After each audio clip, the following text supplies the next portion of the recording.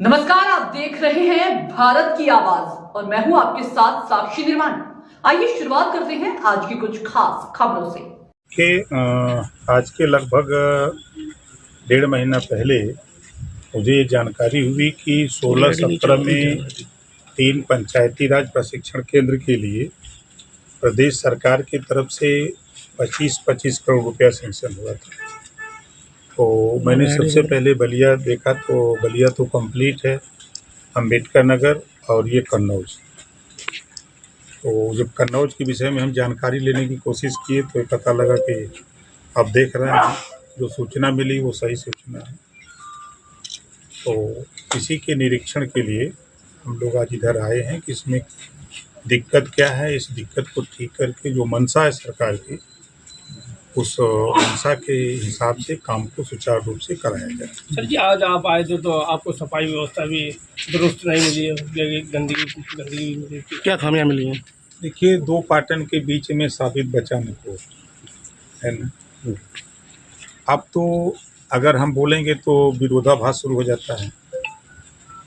इस क्षेत्र के जो विधायक होंगे उनकी जिम्मेदारी नहीं है, उनकी भी जिम्मेदारी है। उनके क्षेत्र में ये काम हो रहा है तो उनको भी लिखा पढ़ी करना चाहिए। इस क्षेत्र के जो सांसद रहे होंगे या होंगे उनकी भी जिम्मेदारी है, हम सबकी जिम्मेदारी है। जैसे हम मिनिस्टर हैं तो हमारी जिम्मेदारी, हमने अपनी जिम्मेदारी महसूस करके हम यहाँ तक आए ना। ये मामला 16-17 से काम चालू है, इसके पहले भी मिनिस्टर रहे होंगे। अगर ये मॉनिटरिंग हुआ होता तो ये काम पूरा हो गया होता, मेरा जहाँ तक मानना है। तो हम अपनी जिम्मेदारी का निर्वहन करने के लिए, इसके लिए हम यहाँ आए हैं। तो सबकी जिम्मेदारी है, काम पूरा न होना। तो अब इस संबंध में ठेकेदार से बात करेंगे हम, और जो अगर मामला न्यायालय में जैसा बता रहे हैं तो वहाँ भी हम लोग हस्तक्षेप करेंगे। सर, अगर गांव की सफाई व्यवस्था की अगर बात की जाए तो गांव में जो सफाई कर्मी तैनात हैं वो गांव में सफाई न करके अधिकारियों के आवासों पे खाना बनाते हैं, कहीं नाश्ता बनाते हैं, उस पर क्या कहेंगे? ये बताइए, ये सफाई कर्मचारी भाजपा के राज में नियुक्त हुए हैं कि पिछली सरकारों में? सर, सरकार आपकी है, इस समय की बात कर रहे थे। मैं इसी समय की बात कर रहा हूँ।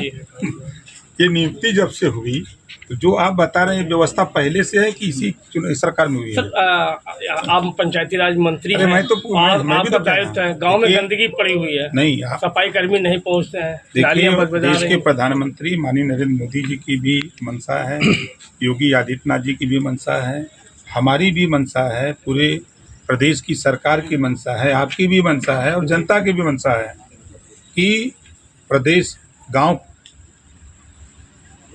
और जिला, प्रदेश साफ रहेगा, साफ सुथरा रहेगा।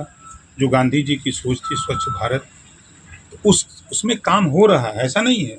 कुछ कमियां हैं। अब जैसे हम यहाँ आए हैं, आप यही बताओ, हम यहाँ नहीं आते तो इस पे हम यहाँ आए हैं ना, ये खबर लखनऊ तो छोड़ो दिल्ली तक चली गई होगी, फिर आज भर वहाँ क्यों चला गया? हलचल पूरे देश में इस बात को लेके हो जाएगी।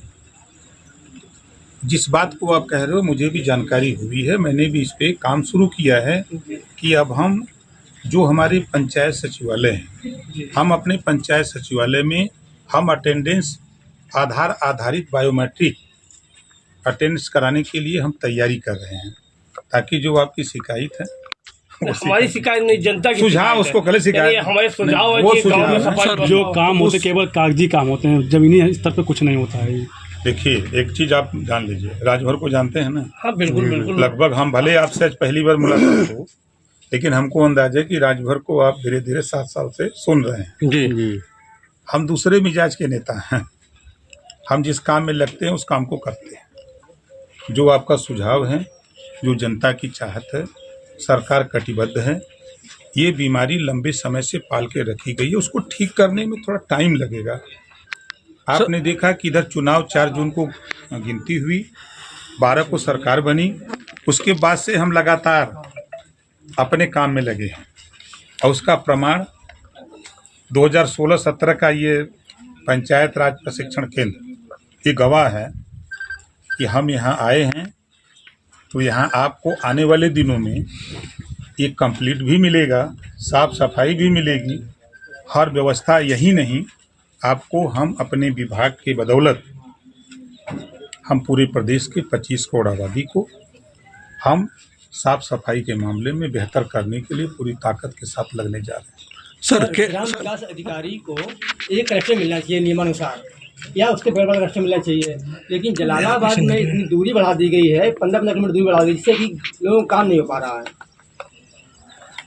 अब जो आपका सुझाव आ रहा है, मैं परसों ये मेरे संज्ञान में आया है। जी, इस संबंध में हम लोग कल मैं चीफ सेक्रेटरी साहब ने बैठा था हाँ ठीक है। इसको लेके जी, इस तरह की शिकायतें क्षेत्रों से आ रही, इसमें क्या किया जा सकता है। तो संभवतः कल मुख्यमंत्री जी के साथ हमारी बैठक है इसी बात को लेकर। तो जो बीमारी मिलती है तो जो बड़े डॉक्टर हैं वो ठीक करेंगे।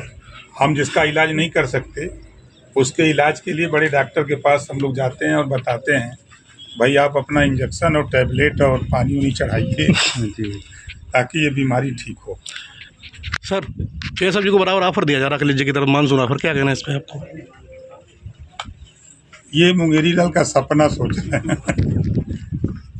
देखिए सच तो ये है, अगर याद करिए 3 सितंबर 2013 का फैसला हाई कोर्ट का, हाई कोर्ट ने कहा था कि 27% आरक्षण का लाभ कुछ जातियां उठा रही हैं, इसको बांट करके सभी जातियों को दिया जाए। ये हमारा फैसला नहीं, हाई कोर्ट का फैसला। राघवेंद्र सिंह पूर्व रिटायर्ड जज, हाई कोर्ट के नेतृत्व में एक सामाजिक न्याय समिति बनी, उन्होंने भी यही बात कही। रोहिणी आयोग का गठन हुआ, वो भी रिपोर्ट आ गई, पूर्व राष्ट्रपति के नेतृत्व में 5 सदस्यीय टीम वो भी सर्वे कर रही, वो भी यही बात कह रही है कि तमाम ऐसी जातियां हैं जिनको